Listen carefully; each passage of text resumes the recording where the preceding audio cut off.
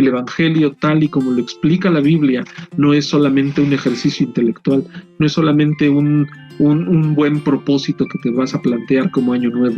Es una vida que tienes que llevar a cabo a cada momento, a cada instante. Todos los hermanos que nos acompañan, especialmente los hermanos de la Iglesia Bautista Misionera Bethesda, gracias por compartir estos momentos de oración, también gracias por compartir estos momentos de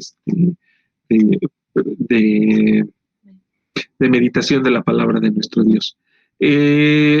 Recuerden que en estos momentos se inicia la transmisión a través de Facebook Live y el enlace se compartirá en el grupo de la iglesia por si alguien quiere seguirlo. Queremos darle la bienvenida a aquellos que se conectan, aunque no son miembros de nuestra iglesia, que les gusta conectarse. Algunos hermanos me han de repente enviado algún mensaje diciendo que agradecen los estudios. De verdad, nosotros agradecemos que ustedes se conecten, que ustedes estén al pendiente de las predicaciones y meditaciones que compartimos. Oramos para que el Señor pueda bendecirles su vida y que pueda ayudarles a ustedes también en estos momentos que estamos pasando como país, como mundo también. Y también queremos darle un saludo a aquellos que no son de ninguna iglesia, pero que no se congregan en ninguna de nuestras iglesias, pero que igualmente tienen a bien seguir nuestros estudios. Dios les bendiga. Oramos para que ustedes puedan buscar al Señor, que puedan estar teniendo una comunión con nuestro Padre. Nosotros ahora comenzaremos el estudio correspondiente a este día. Como saben, estamos el tema constante desde finales del año pasado fue estudiar el libro de Primera de Corintios. Aún no pasamos del capítulo 1. Hemos cubierto algunos versículos del libro. Les tengo una mala noticia, no los vamos a dar por vistos, ya llegaremos a ellos nuevamente. Pero no, de verdad, ese es nuestro propósito, a ver si podemos conseguirlo, si Dios nos lo permite, el poder cubrir el libro de Primera de Corintios. Como ustedes verán, si han seguido los estudios que hemos visto anteriormente, como ustedes verán, es un libro extenso, es un libro que a cada paso uno puede encontrar cosas que enriquecen nuestra vida, enriquecen nuestra meditación de la palabra del Señor y sobre todo nos enseñan a buscarle. El día de hoy no veré un solo versículo, veré varios versículos. Ya sé que eso hace que muchos se pongan contentos porque avanzamos un poco más. Veremos del versículo 19 al versículo 25. Veremos 6 versículos y la razón de ver estos 6 versículos es porque desde mi punto de vista la parte previa, que fue el estudio de la semana pasada, pues hacen que uno tenga ya digamos con este contexto que tuvimos la semana pasada, hacen que sean más comprensibles estos versículos que siguen. Así que vamos a la Biblia en 1 Corintios 1, del versículo 19 al versículo 25, y la Biblia dice: pues está escrito, destruiré la sabiduría de los sabios y desecharé el entendimiento de los entendidos. ¿Dónde está el sabio? ¿Dónde está el escriba? ¿Dónde está el disputador de este siglo? ¿No ha enloquecido Dios la sabiduría del mundo? Pues ya que en la sabiduría de Dios, el mundo no conoció a Dios mediante la sabiduría, agradó a Dios salvar a los creyentes por la locura de la predicación. Porque los judíos piden señales y los griegos buscan sabiduría, pero nosotros predicamos a Cristo crucificado, para los judíos ciertamente tropezadero y para los gentiles locura.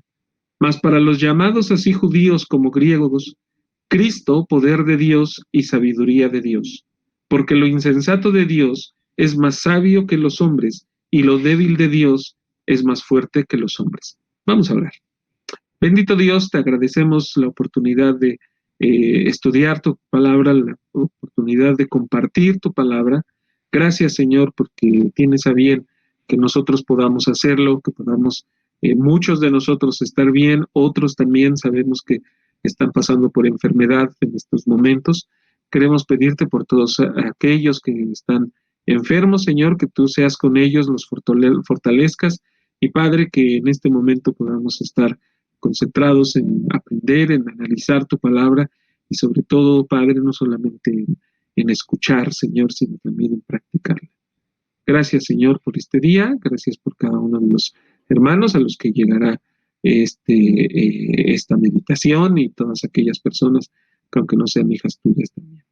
En nombre de ti, Hijo amado Jesús, ponemos estos momentos. Amén. Muy bien. Decía yo que este bloque de versículos se entiende mejor por todo lo que vimos la vez pasada, y recordaré el versículo 18. El versículo 18 de 1 Corintios 1 dice: porque la palabra de la cruz es locura a los que se pierden, pero a los que se salvan, esto es, a nosotros es poder de Dios. La meditación pasada tuvo como título la locura y el poder. En esta ocasión, el título que le puse fue El Evangelio, la respuesta que no se amolda. ¿Sí? Explicaré un poco más adelante por qué digo esto, pero en este momento quiero que recordemos rápidamente lo que dice el apóstol Pablo en el versículo 18, es que el Evangelio mismo, la palabra de Dios acerca de la salvación, hay una dicotomía entre la gente. Para unos es locura, para otros es poder de Dios. Es locura para aquellos que no se atreven a creer, que no se atreven a confiar en Jesucristo como su Salvador. Para ellos es locura. Y probablemente tú conocerás a alguien, o tú mismo, puede que seas persona que me esté escuchando, seguramente tú puedes ser de esas personas que digan, bueno, es que yo no descarto que Dios sea bueno, no descarto que Jesús es el Hijo de Dios, pero déjame decirte que si tú no te atreves a confiar en Jesucristo para tu salvación, si tú no te atreves a depositar toda tu fe y toda tu confianza en Jesucristo para tu salvación, para dirigir tu vida, entonces al final de cuentas, aunque no lo digas de manera oral, tú actúas como si el Evangelio de Dios fuera una locura, como si fuera algo insensato. ¿Por qué? Porque simplemente no te atreves. Con Dios, en la relación con Dios, hay algo que es muy importante, y es lo siguiente: con Dios no bastan las buenas intenciones, con Dios no bastan los buenos propósitos. La Biblia dice que Él pone tanto el querer como el hacer por su buena voluntad. ¿Qué es lo que nos está diciendo esto? Nos está diciendo, esto lo que nos dice es que Dios no se agrada solamente con que tú tengas un buen deseo, con que tú tengas un buen anhelo de buscarle, de tener una relación con Él. Dios no busca solamente eso. Dios lo que busca es que tú no solamente tengas el buen deseo, vuelvo a repetir. Él quiere que tú tengas una relación con Él, que tu relación con Dios sea una relación fuerte, sea una relación existente, real. Eso es indispensable, porque si tú no tienes esa relación de compañerismo, dicen algunos, con el Rey de Reyes, con el Señor de Señores, entonces no puedes tú estar bien. ¿Sí? Algunos dicen, bueno, es que yo estoy bien. Recuerdo una amiga mía que alguna vez le hablaba yo del Evangelio, y ella me dijo, bueno, es que yo quiero mucho a Jesús, yo le hablo todos los días, y bueno, y yo recuerdo cuando me dijo, le hablo todos los días, yo dije, ¿a qué se refiere? Bueno, entendí después, ella me dijo que tenía un crucifijo en su cuarto. Entonces ella, cada que se levantaba, le decía, hola Jesús, buenos días, ¿cómo estás? Me voy a trabajar, cuídame por favor. El cristianismo no se refiere solamente a eso. No digo que esté mal, evidentemente, que hagamos eso, que oremos a Dios, que diario tengamos una palabra de oración, pero lo que es muy importante es que nosotros también practiquemos, que nosotros nos acerquemos a Él y cada una de las cosas que hagamos y digamos puedan ser para honra y gloria suya. Y evidentemente nunca lo podremos hacer si primero no hemos pedido perdón por nuestros pecados, no hemos nacido de nuevo. Por eso es que la palabra de la cruz es locura. No hay en este sentido, pues puedes estar pues un poquito bien, cercano a Dios, y Dios ya dirá. ¿Qué es lo que la mayoría de las personas dicen? ¿Por qué no puedes estar así? Porque el Señor Jesucristo lo dijo, el que conmigo no es, contra mí es.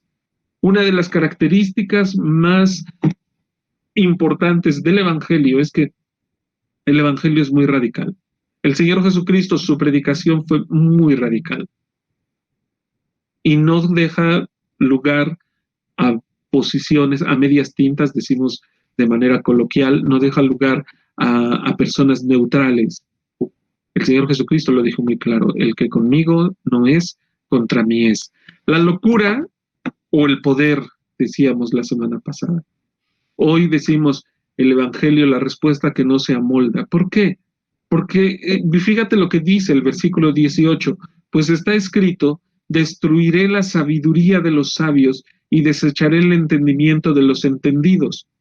En este pasaje, el apóstol Pablo hace una referencia a Isaías 29:14, pero hace una referencia en la versión de la Septuaginta. La Septuaginta fue la primera versión que existió, hasta donde yo recuerdo, es la primera versión que existe, traducción de hecho, al griego. Y Isaías 29:14, en el griego, seguramente no dice exactamente lo mismo que nosotros leemos en Isaías 29:14. No me detendré a los detalles de por qué es así, pero lo único que te voy a decir es que en este pasaje de Isaías 29:14, el énfasis está en la vanidad de la sabiduría humana sin tomar en cuenta a Dios. ¿Sí? Por ejemplo, en Isaías 29:13, que es el antecedente, dice así, dice pues el Señor, ¿por qué este pueblo se acerca a mí con su boca y con sus labios me honra, pero su corazón está lejos de mí y su temor de mí no es más que un mandamiento de hombres que les ha sido enseñado? Fíjate que cuando yo leí este pasaje, yo me quedé un poco desconcertado. ¿Por qué? Porque si somos bastante o somos cuidadosos, si lo meditamos de manera correcta, la mayoría de las cosas que nosotros practicamos en nuestra vida diaria como hijos de Dios son cosas como las que dice Isaías 29:13. Su temor de mí no es más que un mandamiento de hombres que les ha sido enseñado. Y yo aquí quiero detenerme a preguntarte una cosa que es fundamental en nuestra vida cristiana, para ti y para mí, y que es muy personal. ¿Cómo es el temor que tú tienes a Dios? ¿Cómo es? ¿Es un temor que lo aprendiste directamente con Dios o es un temor que se te fue enseñado como un mandamiento de hombres? ¿Has experimentado ese temor de Dios? En otras palabras, déjame preguntarte, ¿es un Dios para ti, es un Dios personal? ¿Qué tan cerca está tu corazón de Dios? Dios quiera que no estemos nosotros cayendo en lo que caía el pueblo de Israel. El pueblo de Israel está totalmente descrito en este pasaje. Su temor de mí no es más que un mandamiento de hombres que les ha sido enseñado.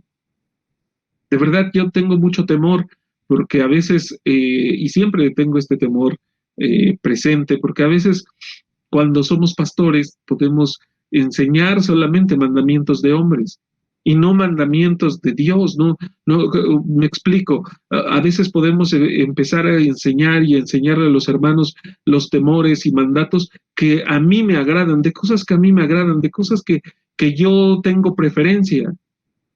Y el abanico de posibilidades de enseñanza con respecto a ellos es muy amplio. Y a veces, desgraciadamente, predicamos y enseñamos como pastores, como líderes, como maestros, cosas que la Biblia no enseña, sino que nosotros creemos que es así como se debe actuar. Creemos que es así como se deben hacer las cosas. Pero déjame decirte que un día, si nosotros estamos enseñando eso a nuestras iglesias, un día cuando lleguemos delante de la presencia del Señor, Dios nos llamará a cuentas. Dios nos exigirá cuentas. ¿Por qué? Porque somos solamente mayordomos sobre una iglesia. Los pastores no son el dueño de la iglesia, no son el director de la iglesia, no son el que manda por sobre todos en la iglesia. Quien manda en la iglesia, la cabeza de la iglesia, es, como dice la Biblia, el príncipe de los pastores, el Señor Jesucristo. Y si nosotros no hacemos nuestra labor correctamente, Dios nos va a llamar a cuentas y seguramente no saldremos bien parados. Si hacemos nuestra labor con diligencia y de acuerdo a lo que Dios espera de nosotros, a lo que nos enseña la palabra de Dios para atender la iglesia, entonces Dios nos recompensará. ¿Y eso debe darnos temor? Yo creo que sí. Hay algunos que dicen, no, es que a Dios no hay que tenerle miedo. Cuando dice temor, es un temor reverente. Yo, de verdad, hermano, y espero no te escandalices, yo no veo una diferencia entre la palabra temor y el temor reverente. El temor reverente también es un temor. ¿Por qué? Porque estás delante del Rey de Reyes y Señor de Señores. Estás trabajando no para Carlos Slim, no estás trabajando para la universidad, no estás trabajando para un buffet, estás trabajando para el Rey de Reyes y Señor de Señores. El cual, al menos, y con eso ya basta para tener temor, te presta la vida. Y un día, vuelvo a decir, nos llamará a cuentas. Ese es uno de mis grandes temores como pastor, que yo no enseñe mandamientos de hombres, que yo no enseñe costumbres mías, lo que a mí me agrada, lo que yo creo que conviene. Creo que no debo conducirme así. Y de verdad, y se lo digo a los hermanos de Bethesda con toda confianza, cuando ustedes sientan que yo estoy haciendo eso y estoy solamente dando mandatos de hombre, de verdad, acérquense a mí y díganmelo, oiga, no les prometo que al principio no diré, esto es la palabra de Dios y a lo mejor no me simbre un poco, pero es mi compromiso con Dios, es mi responsabilidad delante de Dios no enseñar mandamientos de hombre, sino que todo lo que yo enseño, todo lo que yo practico, todo lo que yo expongo deba ser confrontado con la palabra de Dios, con el evangelio de poder de Dios. Y evidentemente, si yo estoy mal, si yo debo amoldar, debo quitar, debo añadir, debe ser en base a la palabra de Dios. Y también, como tengo este temor para mí, tengo el temor por la iglesia. Que la iglesia no esté siguiendo solamente mandatos de hombres. Y en estos tiempos en los cuales no es solamente por la pandemia se ha acrecentado más, pero evidentemente desde antes, pues no falta que de repente ves a los hermanos que ya están viendo videos de YouTube, y hay algunos, yo también he compartido videos, pero hay algunos videos que de repente yo veo que comparten, que digo, caray, ¿a poco este hermano ya cree estas cosas, no? Y a mí lo que más me sorprende es que muchos, no todos evidentemente, y hablo en general, no de la iglesia de Bethesda, en general muchos hermanos comparten y lo que respalda la autoridad de lo que ellos comparten es porque la persona tal es doctor en teología y tiene doctorados y yo no estoy en contra, y quienes me conocen de manera cercana creo que lo saben, yo no estoy en contra de la preparación teológica, para nada. Pero a veces es la única credencial que ponen para justificar lo que están diciendo. Y no ponen la Biblia como el sustento de lo que ellos afirman. Yo creo que hay una sola manera de agradar a Dios. ¿Cuál es esa manera de agradar a Dios? Como Dios lo ha mandado. Esa es la única manera. Y ejemplos sobran en la Biblia. Dios no ve nuestros títulos, Dios no ve nuestra sabiduría. Dios lo que ve es la fidelidad a través de la cual nosotros estamos siguiendo el camino que Él ya ha mandado. ¿Cómo es nuestro temor? ¿A dónde nos lleva la sabiduría humana? El ejemplo más claro de dónde nos lleva solamente ser sabios, sin preservar ese temor de Dios, así inicies, déjame te digo, así inicies tu caminar con Dios, así lo hagas en el temor de Dios. Si tú te mantienes solamente buscando la sabiduría y no te mantienes en el temor de Dios, puede ocurrirte lo que le pasó al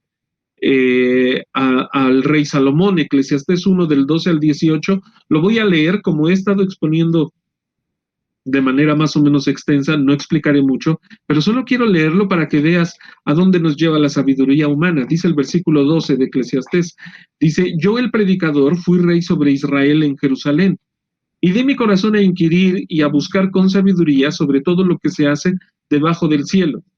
Este penoso trabajo dio Dios a los hijos de los hombres para que se ocupen en él. Miré todas las obras que se hacen debajo del sol, y aquí todo ello es vanidad y aflicción de espíritu. Lo torcido no se puede enderezar, y lo incompleto no puede contarse. Hablé yo en mi corazón diciendo, he aquí, yo me he engrandecido y he crecido en sabiduría sobre todos los que fueron antes de mí en Jerusalén, y mi corazón ha percibido mucha sabiduría y ciencia, y dediqué mi corazón a conocer la sabiduría y también a entender las locuras y los desvaríos. Conocí que aún esto era aflicción de espíritu. Porque en la mucha sabiduría hay mucha molestia, y quien añade ciencia, añade dolor. También Eclesiastés 12:12 dice, ahora, hijo mío, a más de esto sé amonestado. No hay fin de hacer muchos libros, y el mucho estudio es fatiga de la carne. Y de verdad, vuelvo a repetirte, yo a partir de esos pasajes no voy a concluir de, pues ya no estudies nada, ni siquiera te prepares intelectualmente en una carrera, o ya no estudies la Biblia. He conocido personas que después de exponer este pasaje dicen, pues por eso yo nada más leo esto y enseñan la Biblia. Y de verdad, hermano mío, yo no creo eso. Creo que necesitamos y debemos tener herramientas fuertes para el estudio de la palabra de Dios. Hay infinidad de ejemplos en la Biblia que si tú lees ese pasaje y no conoces un poco del contexto cultural que hay, seguramente tú puedes encontrarte interpretando erróneamente el pasaje o simplemente no teniendo idea. Y te pongo un ejemplo.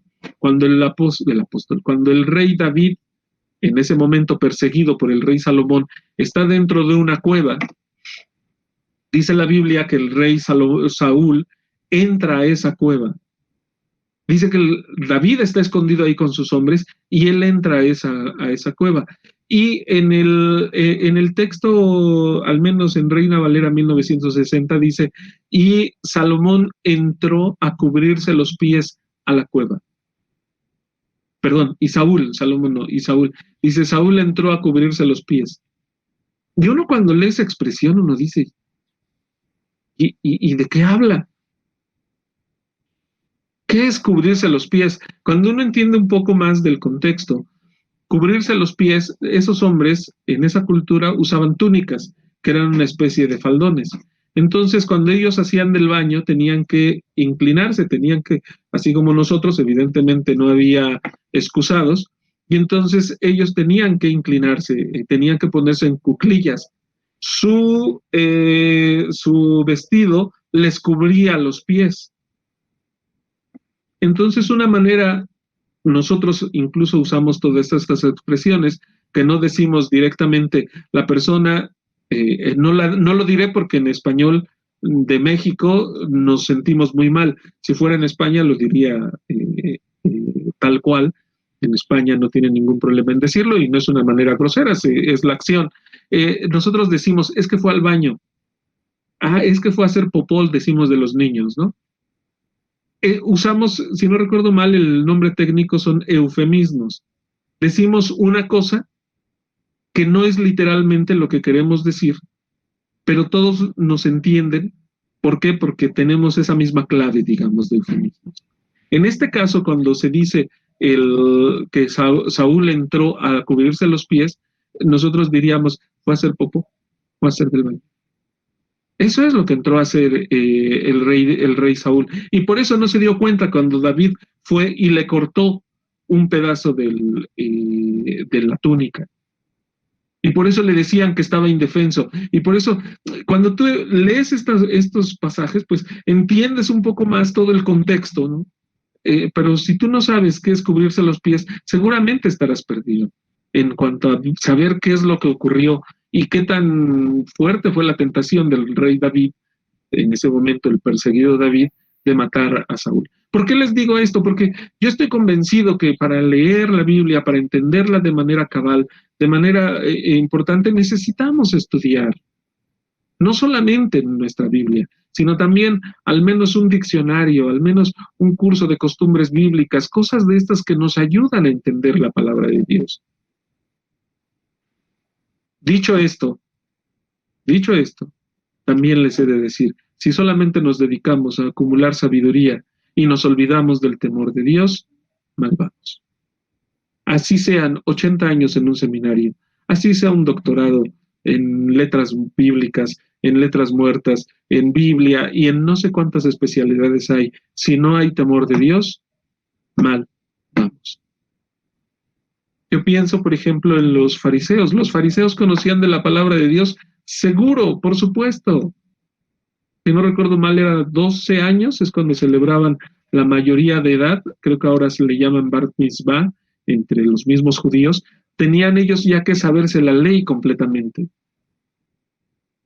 Le preguntaba a mis alumnos en métodos misioneros, ¿qué será el equivalente a nuestras iglesias ahora?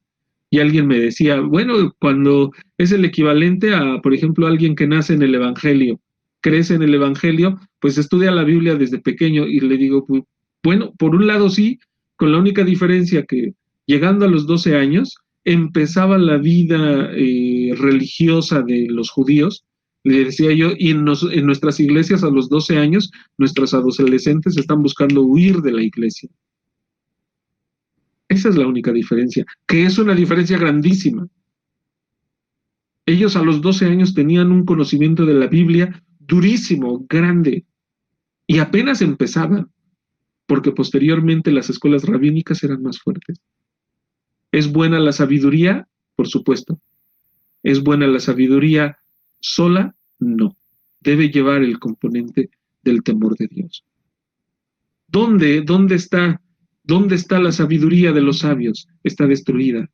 ¿Dónde está el entendimiento de los entendidos? También está destruido, desechado, dice 1 Corintios 1:19. Vamos a pasar al versículo 20 y dice así el versículo 20. ¿Dónde está el sabio? ¿Dónde está el escriba? ¿Dónde está el disputador de este siglo?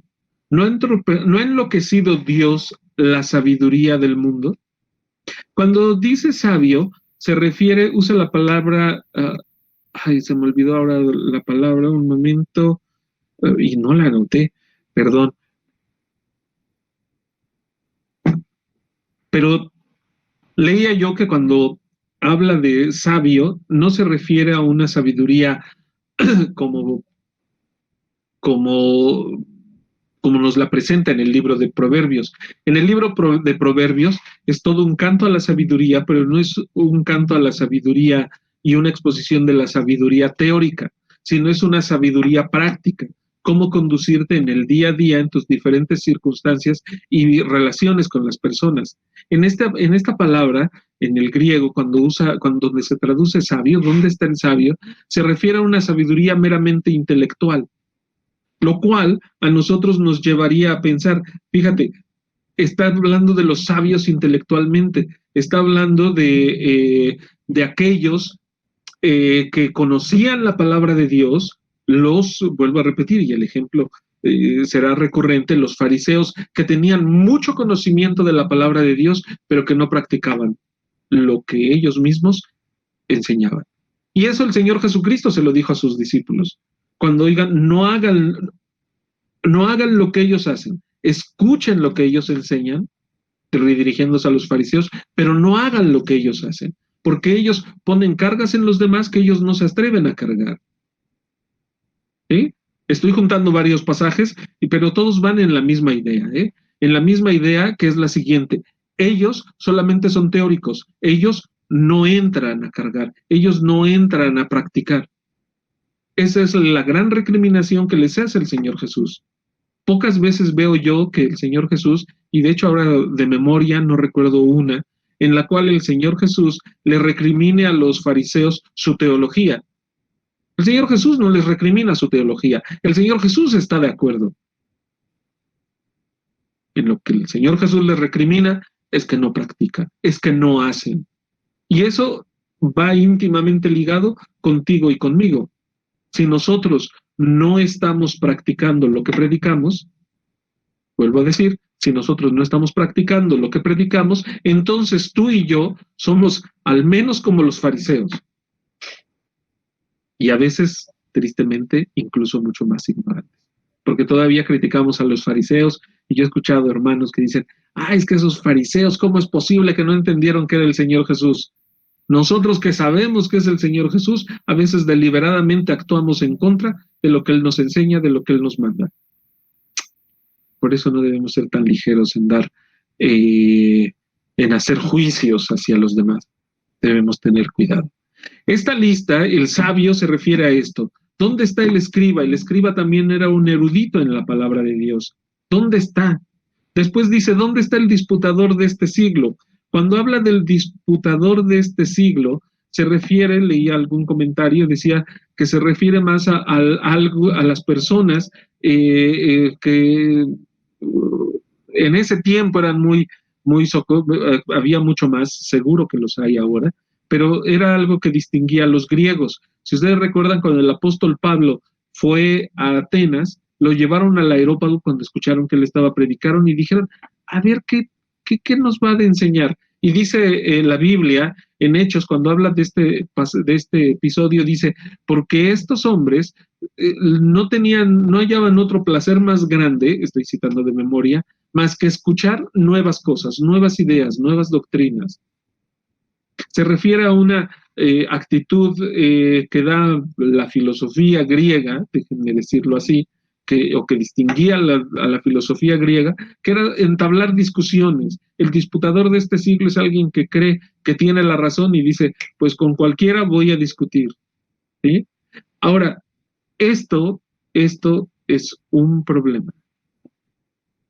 ¿Por qué es un problema? Porque esto no te va a llevar a Dios. Y eso lo dice la última frase, la última pregunta. ¿No ha enloquecido Dios la sabiduría de este mundo? Todo esto, las tres cosas, el sabio, el escriba, el disputador de este siglo, todo esto es sabiduría de este mundo. Y sabes, Dios ha enloquecido esa sabiduría. Lo más contradictorio de la condición del ser humano es que si tú quieres, tú te has esforzado por alcanzar ciertas metas en cuanto a conocimiento, y de repente darte cuenta que no conoces todo lo que crees. Recuerdo en una de mis clases de filosofía, decía el autor que leí, decía, la filosofía es es como si tú echas un barco a la mar, en el cual has comenzado a ponerle las tablas, te echaste a la mar y después en el camino te has dado cuenta que le entra agua por todos lados y en el camino vas arreglándolo. Decía este autor, esto es la filosofía. Y yo creo que la filosofía en esa definición se parece mucho a cómo puede perderse con respecto al Evangelio. ¿No ha enloquecido Dios la sabiduría del mundo? ¿Sabes? A veces nosotros nos preocupamos por ser muy sabios, por ser muy entendidos.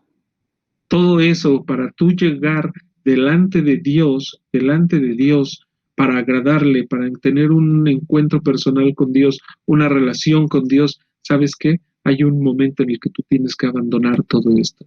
Tus propias ideas, tus propias presuposiciones, lo que tú crees que debe ser, debes abandonarlo para abandonarte a Dios. Abandonar eso para abandonarte en los brazos de Dios, para depositar tu fe y entregar tu vida a Dios. Solamente en ese momento Dios es cuando puede actuar. El plan de Dios y su provisión parecen algo insensato. ¿Sabes por qué? Porque devalúan todos los méritos y toda la sabiduría humana. Porque el plan de Dios hace marchito toda la sabiduría humana. La marchita, la deshace. No tiene valor, no tiene valor. Dice el versículo 21, pues ya que en la sabiduría de Dios el mundo no conoció a Dios mediante la sabiduría, agradó a Dios salvar a los creyentes por la locura de la predicación. ¿Te suena otra vez la palabra locura? Lo encontramos en el versículo 18. La locura, pues ya que en la sabiduría de Dios, ¿sí? La sabiduría de Dios, ¿cuál es la sabiduría de Dios? La puedes encontrar en Proverbios 8, 22 al 31, cómo describe Dios su sabiduría. También Juan 1, del 1 al 5, también te puede, todos estos pasajes tienen que ver con la sabiduría y con el plan de Dios.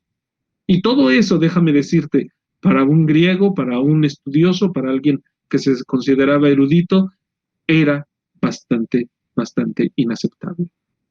Algunos, cuando estudias el libro de Juan, a propósito de esto, algunos de cierta tradición platónico, si no recuerdo mal, cierta tradición teológica, filosófica, dicen, algunos han dicho que quien escribió Juan pertenecía a esa corriente filosófica.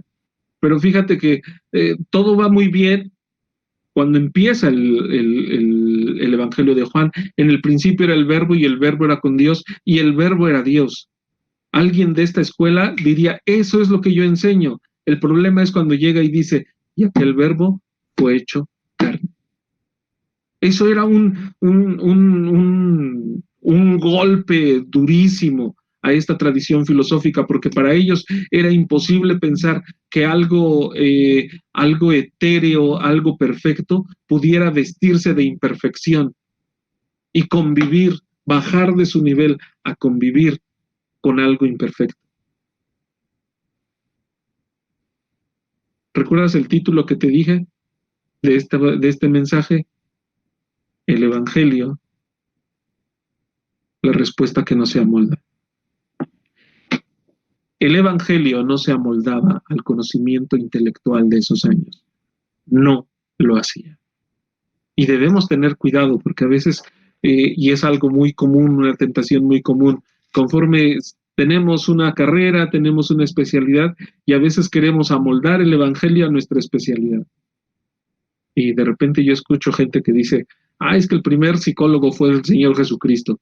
Y la verdad es que me da escalofríos y bueno, no es cierto eso.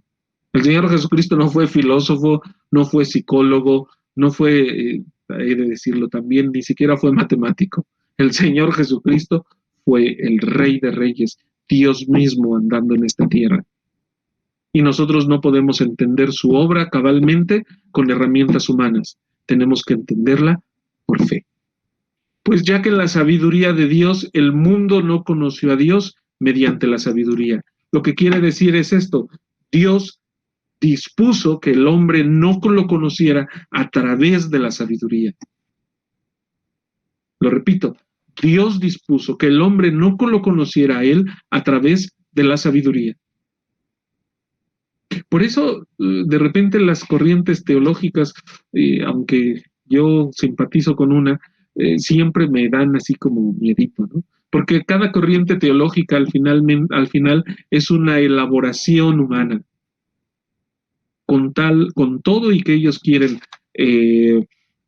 reflejar la Biblia, pero al final cuando ya lo encasillan en una corriente filosófica, teológica, al final están sujetando el Evangelio, intentan sujetar el mensaje de la Biblia a algo humano.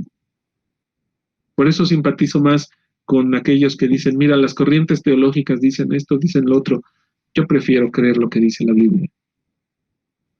En algunas ocasiones lo he dicho, yo no soy calvinista. Si se lo digo a un calvinista, inmediatamente me dice, entonces tú eres arminiano. No, yo tampoco soy arminiano. Yo creo lo que la Biblia dice. Y hay pasajes en la Biblia que contradicen el calvinismo y hay pasajes en la Biblia que contradicen el arminianismo. Por eso yo no me puedo reconocer ni como calvinista ni como arminiano. Esa no es una discusión para mí. Lo que es una discusión para mí es la Biblia es la guía y es a donde se debe amoldar cualquier intento de teología, cualquier intento de conocimiento de Dios. No conoció a Dios. En la sabiduría de Dios, el mundo no conoció a Dios mediante la sabiduría. El mundo no pudo conocer a Dios. Dios no se va a revelar a ti a través de la sabiduría humana. Aunque tú, y de verdad, yo soy de las gentes que me gusta hablar de cómo a través de la ciencia tú puedes conocer algo de Dios, pero hay un momento en el que tú tienes que despojarte de todo lo que sabes y reconocer, Dios es el Señor. Aún en contra del 80% de lo que creo, aún en contra del 20% de lo que creo, para tú poder conocer a Dios, para que Dios se revele a ti a través del Señor Jesucristo y tú puedas ser salvo, siempre vas a abandonar algo. ¿Cuál es el camino que Dios escogió para la salvación? Dice, agradó a Dios salvar a los creyentes por la locura de la predicación. Y déjame decirte, esto es lo que dice esto, es que no es la presentación, sino es el contenido del Evangelio lo que es locura a la humanidad caída. ¿Qué quiere decir eso? Quiere decir lo siguiente, mira, tú puedes buscar estrategias para comunicar el Evangelio y de verdad yo creo que es bueno buscarlas, es bueno buscar estrategias para comunicarlo de mejor manera, tecnológicas, de face to face, dicen, ¿no? Cara a cara, en contacto permanente con las personas, ponerte en una plaza y predicar el Evangelio. Todos estos caminos son buenos, sí, pero sabes, todos estos caminos no son los que incomodan a las personas. Lo que incomoda a las personas es lo que les pide el Evangelio. Y el Evangelio les pide, amóldate a mí. El Evangelio no les dice, yo me voy a amoldar a ti. Y eso es lo que para la gente es locura. Lo que la gente no se atreve a hacer. Lo que la gente no se atreve a realizar. Agradó a Dios salvar a los creyentes por la locura de la predicación. Nunca te han dicho, a mí me lo han dicho varias veces, llegando al punto de, ¿tiene esto sentido para ti? Una vez que les has explicado el Evangelio, qué es lo que deben hacer, deben pedir perdón a Dios, deben comprometerse con Dios, muchos me han respondido, ¿pero nada más eso? No creo. Así, literal, no creo, yo creo que Dios quiere algo más. Y no, la Biblia es muy clara, eso es la verdadera locura. Eso es lo que la gente que no conoce a Dios, que no es salva, considera locura. Después el versículo 22 nos dice, porque los judíos piden señales y los griegos buscan sabiduría. Los judíos piden señales. ¿Sabes qué? Esto lo encontramos en diferentes partes de la Biblia. Te digo pasajes, Mateo 12:38, Mateo 16:1, 1 y 4, Marcos 8 del 11 al 12, Juan 4:48, 6:30. Todos estos pasajes nos narran cómo le decían al Señor Jesús, bueno, si tú eres el Cristo, haz una señal y te vamos a creer. ¿Sí? ¿Qué señal tú nos vas a dar? ¿Y cuál fue la respuesta del Señor Jesucristo? La respuesta del Señor Jesucristo a esta generación, le dijo a sus discípulos, la generación perversa y maligna demanda señal. No les será dada señal más que la señal de Jonás. Y se refería a su crucifixión. Esa fue la señal, crucifixión y su resurrección al tercer día. Esa fue la señal. Pero ellos no querían esas señales. Los judíos pedían señales. Ellos querían ver cosas extraordinarias. Tan es así que cuando el Señor Jesucristo alimenta a 5,000, en los siguientes versículos encuentras una de las declaraciones, o una de las descripciones, declaraciones de la actitud del pueblo en ese momento hacia el Señor Jesús, y dice que lo buscaban para hacerlo rey. Buscaban al Señor Jesús para hacerlo rey.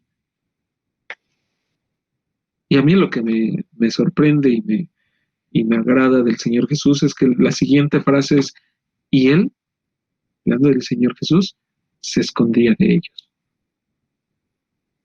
¿Por qué? Porque el objetivo del Señor Jesucristo no era hacerse rey. El objetivo del Señor Jesucristo no era liberar a los judíos de la opresión romana. No era ese el objetivo del Señor Jesús. El Señor Jesús buscaba algo más importante y era establecer su reino en esta tierra a través de los corazones de estas personas, del arrepentimiento de estas personas. Y también, debo decir, también da miedo, ¿no? Porque eso nos lleva a preguntar esta actitud del Señor Jesús y la demanda de señales, ¿qué es lo que nosotros buscamos a la hora de predicar el Evangelio? ¿Buscamos dar señales a todo el mundo? No te preocupes, hay muchas iglesias que se encargan de eso. Y son muy importantes, y son muy grandes muchas de estas iglesias. Y el imán es, vas a ver un milagro en tu vida. Ese es el milagro que ellos están pidiendo. Si te fijas en esto que te estoy diciendo una cosa muy importante. Esta actitud de buscar señal no solamente era propia de los judíos, también es muy importante en nuestros días. Ve a cualquier librería, cuando la abran, cualquier librería cristiana, de estas librerías que se especializan en vender libros de teología y demás, y casi se llaman librerías cristianas. Y fíjate en los escaparates.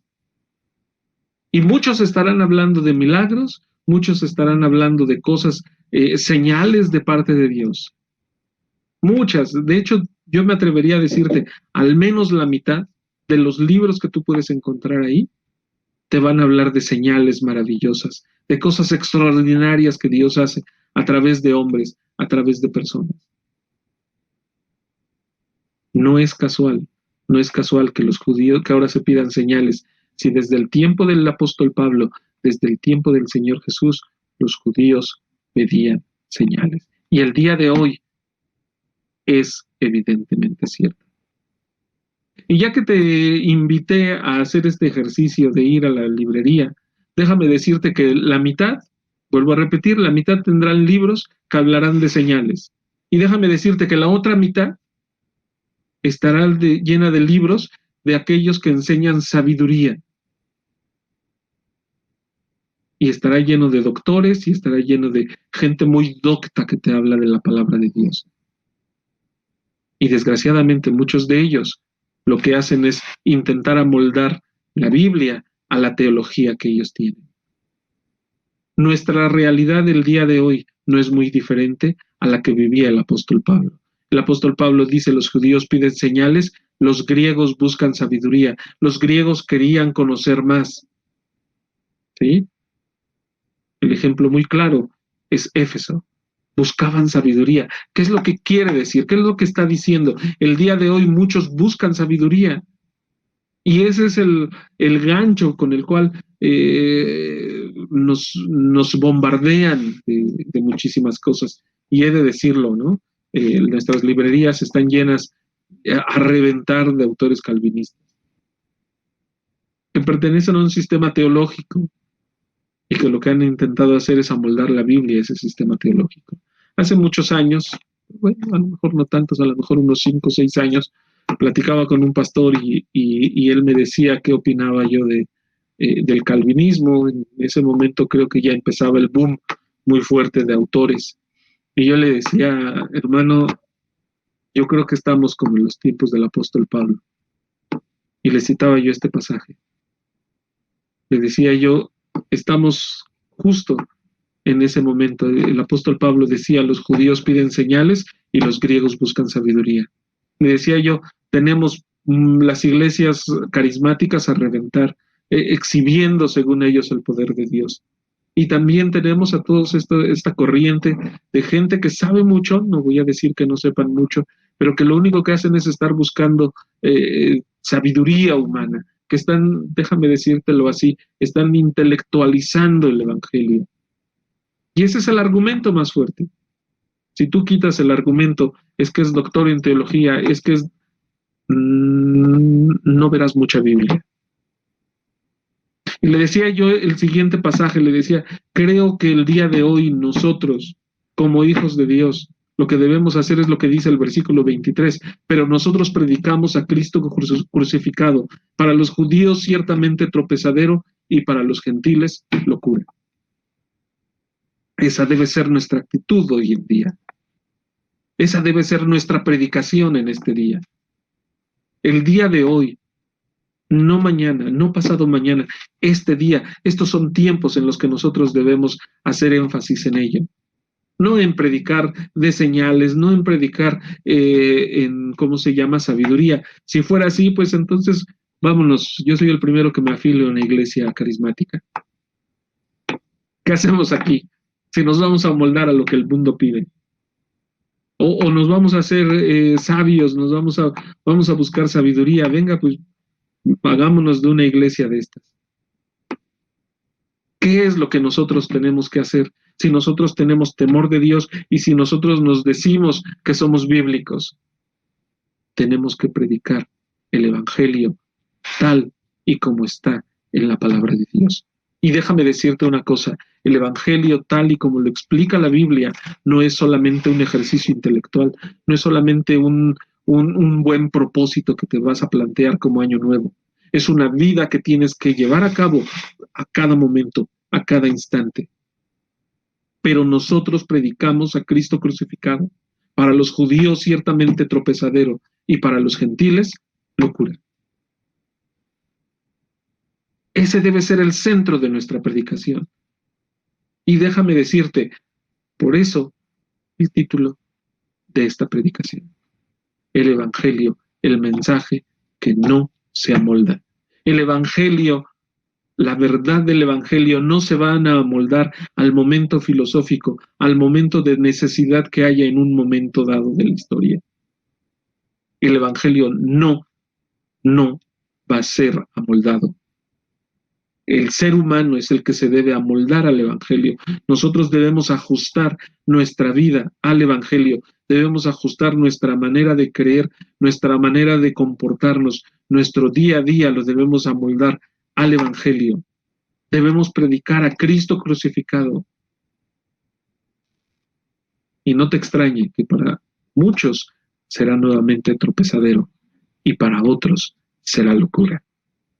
La única diferencia es que tú y yo debemos predicar, debemos hacerlo sin que nosotros, sin que sea contaminado con nuestras opiniones, con nuestros conceptos filosóficos, el mensaje del Evangelio.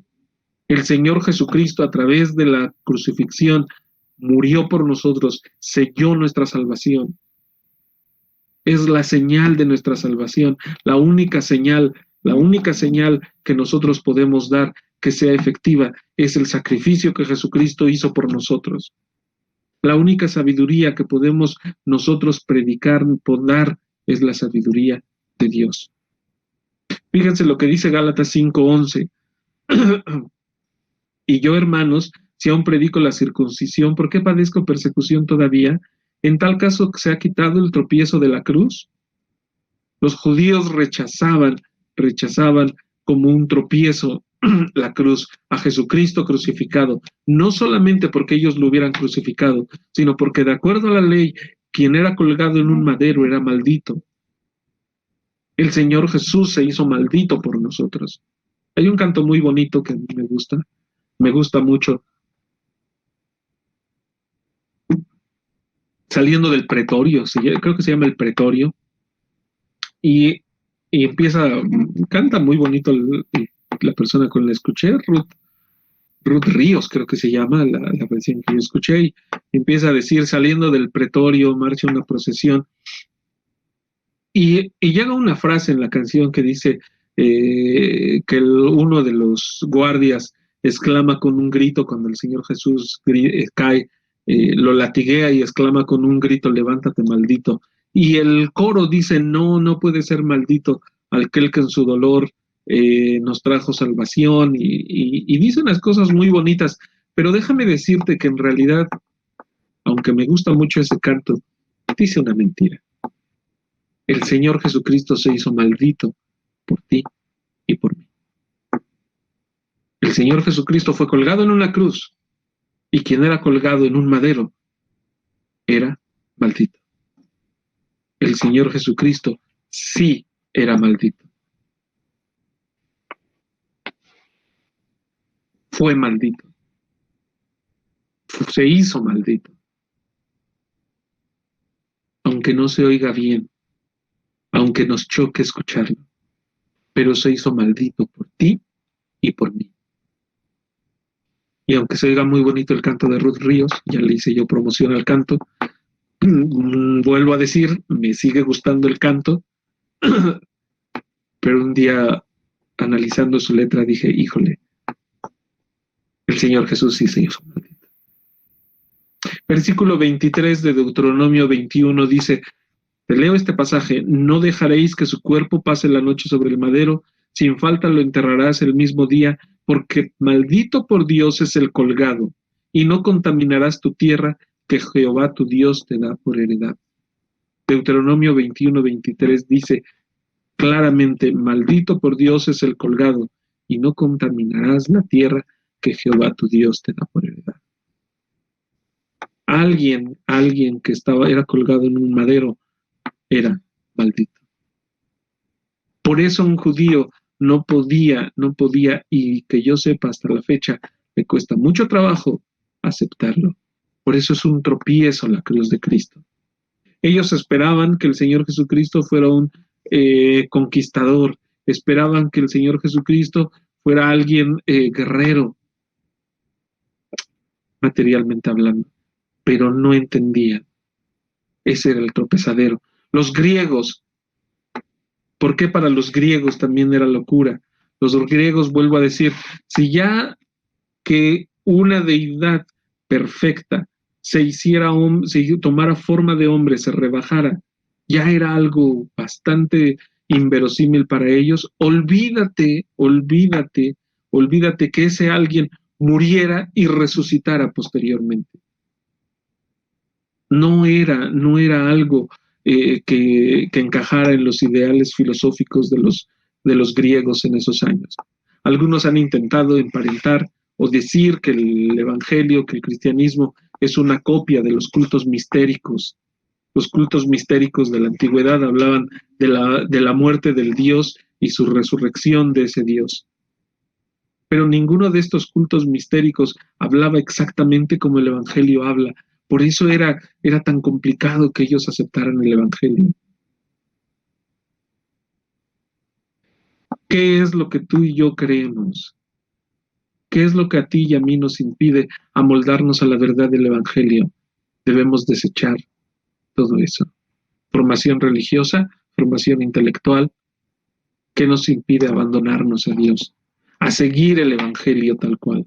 El versículo 24 de 1 Corintios 1 dice, mas para los llamados así judíos como griegos, Cristo, poder de Dios y sabiduría de Dios.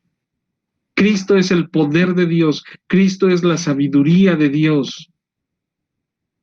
Si tú quieres tener el poder de Dios, debes aceptar a Cristo en tu corazón.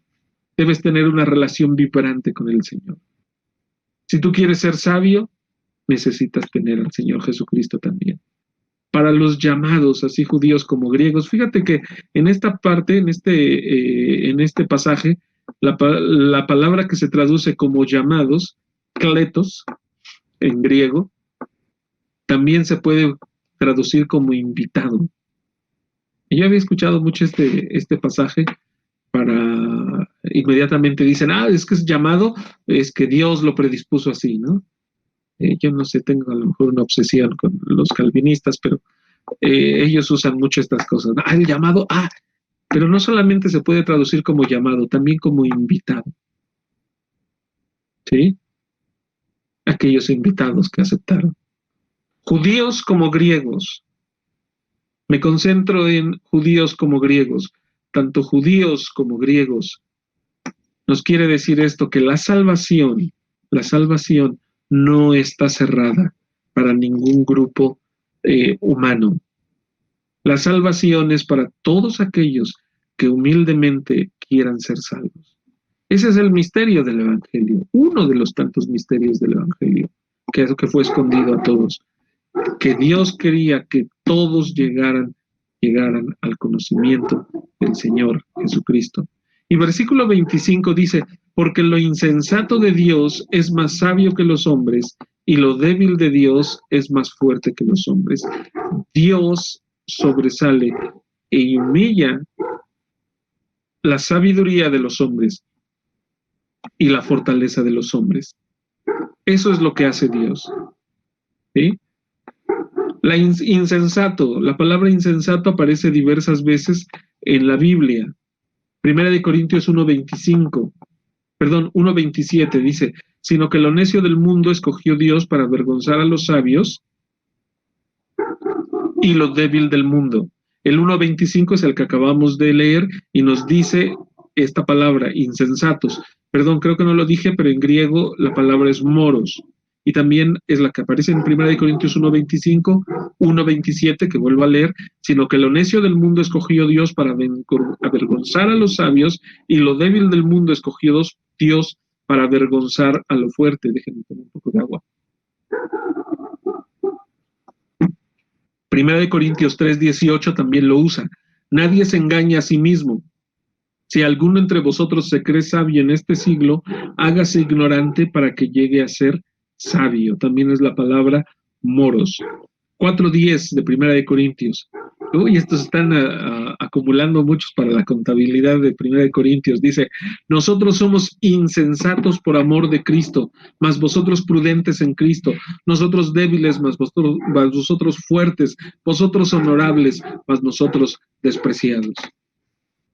Somos insensatos por amor de Cristo. Qué triste, ¿no? Que muchas veces nos dicen que somos insensatos, pero porque somos calzonudos, dicen, perdón por la expresión, porque no cedemos nada. Pero pocas veces dicen que somos insensatos, que somos por amor de Cristo. Dios quiera que nuestra insensatez tenga ese motor, el amor de Cristo. Mas vosotros prudentes en Cristo, nosotros débiles, mas vosotros fuertes, vosotros honorables, mas nosotros despreciados. Otra palabra, también que es insensatez, otro uso, en esta es la palabra moros, aquí es moria, que tienen la misma raíz, y la encontramos en 1 Corintios 1:18, que fue la que usamos, la que estudiamos la clase pasada, el estudio anterior, porque la palabra de la cruz es locura para los que se pierden, pero a los que se salvan, esto es a nosotros, es poder de Dios. 1 Corintios 1:21, también otra vez usó esa palabra, pues ya que en la sabiduría de Dios el mundo no conoció a Dios mediante la sabiduría, agradó a Dios salvar a los creyentes por la locura de la predicación. El versículo 23, estos todos son de 1 Corintios, pero nosotros predicamos a Cristo crucificado, para los judíos ciertamente tropezadero y para los gentiles locura. Del 2:14, pero el hombre natural no percibe las cosas que son del Espíritu de Dios, porque para él son locura y no las puede entender, porque se han de discernir espiritualmente. 3:19, porque la sabiduría de este mundo es insensatez para con Dios, pues escrito está, Él prende a los sabios en la astucia de ellos. El tercer uso que también encontramos es mopaino. El versículo 20, cuando dice, ¿dónde está el sabio? ¿Dónde está el escriba? ¿Dónde está el disputador de este siglo? ¿No ha enloquecido Dios la sabiduría de este mundo? Todos estos pasajes que he mencionado tienen que ver con esas palabras, insensatez. Lo débil de Dios es más fuerte que los hombres. Dios se magnifica a través de la debilidad humana. El apóstol Pablo dijo, porque cuando soy débil, entonces soy fuerte. ¿Qué tipo de fortaleza buscamos tú y yo? ¿Qué es lo que buscamos? ¿Sí? Primera de Corintios 12:5 dice, y hay diversidad de ministerios, pero el Señor es el mismo. Versículos 7 al 10 de también Primera de Corintios 12, dice, pero a cada uno le es dado la manifestación del Espíritu para provecho, porque a este es dada por el Espíritu palabra de sabiduría, a otro palabra de ciencia según el mismo Espíritu, a otro fe por el mismo Espíritu y a otro dones de sanidades por el mismo Espíritu, a otro el hacer milagros, a otro profecía, a otro discernimiento de espíritu, a otros diversos géneros de lenguas y a otro interpretación de lenguas. Todas estas cosas son cosas que Dios daba, son dones que Dios daba a la iglesia y que eran más fuertes y se manifestaban en la debilidad de las personas, porque las personas no podían realizar ninguna de estas cosas por su propia opinión, por su propia iniciativa. También se puede referir, y con esto termino, 2 Corintios 13:4 dice, porque aunque fue crucificado en debilidad, vive por el poder de Dios, pues también nosotros somos débiles en él, pero viviremos con él por el poder de Dios para con nosotros. Vuelvo a leer este versículo. Porque lo insensato de Dios es más sabio que los hombres, y lo débil de Dios es más fuerte que los hombres. El evangelio de Dios no es algo que podamos amoldar al mundo actual. El mundo actual debe amoldarse al evangelio. Puede cambiar la presentación del evangelio. Puedes cautivar la atención del que te está escuchando. Pero al final de cuentas, lo único que podrá hacer que esa persona tenga una relación con Dios es la locura del evangelio. Que él reconozca, que él abandone todas las cosas que le impiden, su sabiduría, su autoestima, las cosas que él considera de acuerdo a este mundo valiosas para él las debe de hacer a un lado para entonces abrazar la cruz de Cristo, para entonces aceptar la salvación de Dios. El evangelio no se amolda a nuestros preceptos filosóficos, a nuestra manera de pensar. Nosotros debemos amoldarnos al evangelio. El evangelio, la muerte de Jesucristo, su resurrección, la enseñanza que Él nos dejó, nunca puede ser cambiada. Debemos nosotros amoldarnos a esto. Debemos buscar a Dios reconociendo que Él es el único, dador de la vida y autor de la salvación. Y en estos días, que son, creo yo, de los días finales, nos acercamos cada vez a la culminación de los tiempos, diría el apóstol Pablo. Yo estoy convencido que así es. Debemos tener más cuidado, mucho más cuidado.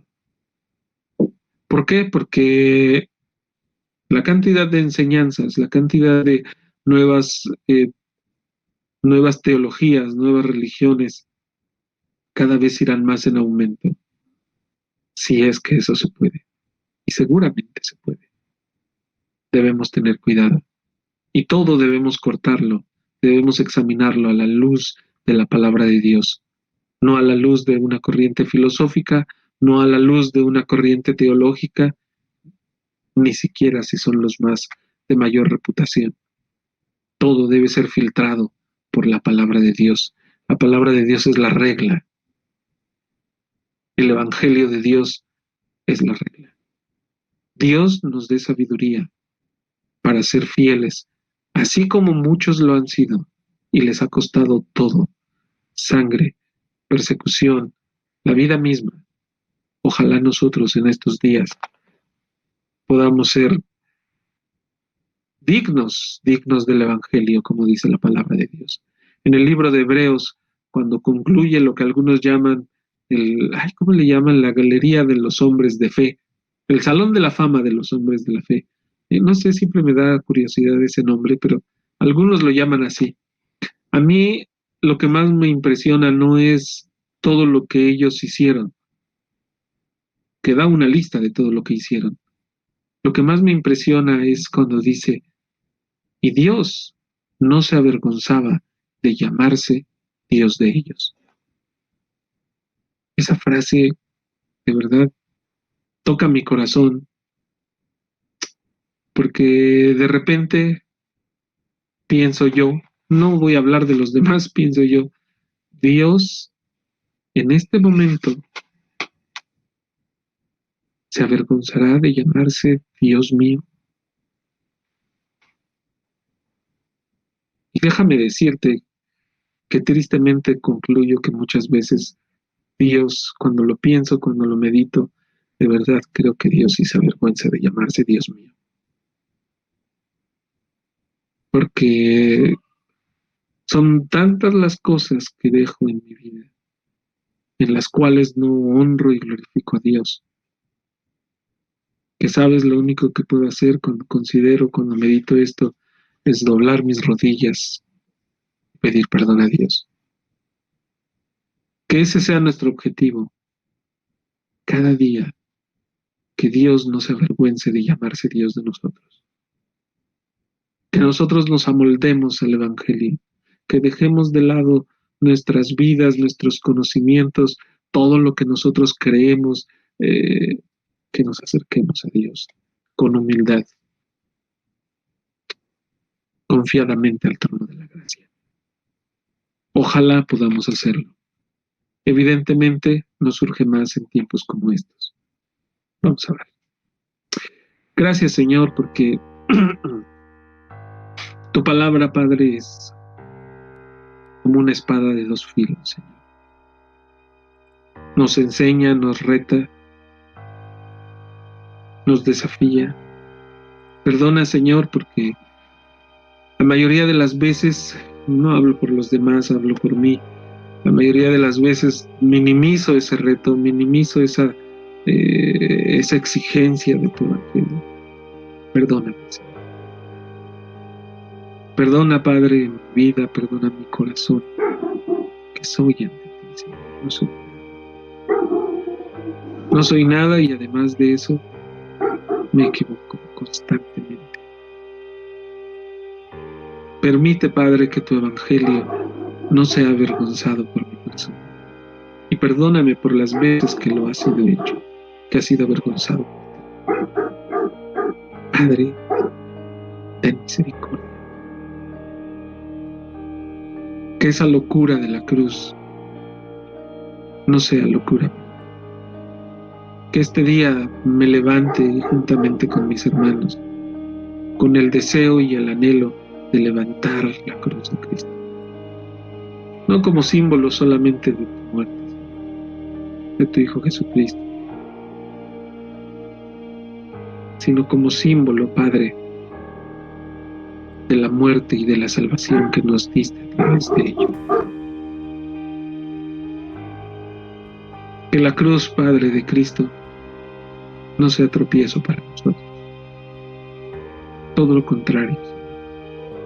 Y ayúdanos, Padre, a darte honra y gloria, como dice tu apóstol, el apóstol Pablo, y más cuando esos tiempos son más tiempos y los tiempos se acercan. Danos sabiduría y que prediquemos el evangelio tuyo como tú lo deseas. Que vivamos el evangelio como tú lo deseas. Tomante la honra y la gloria que solamente son tuyas.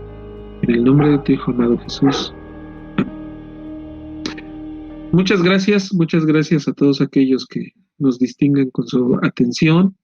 Dios les bendiga y nos vemos próximamente.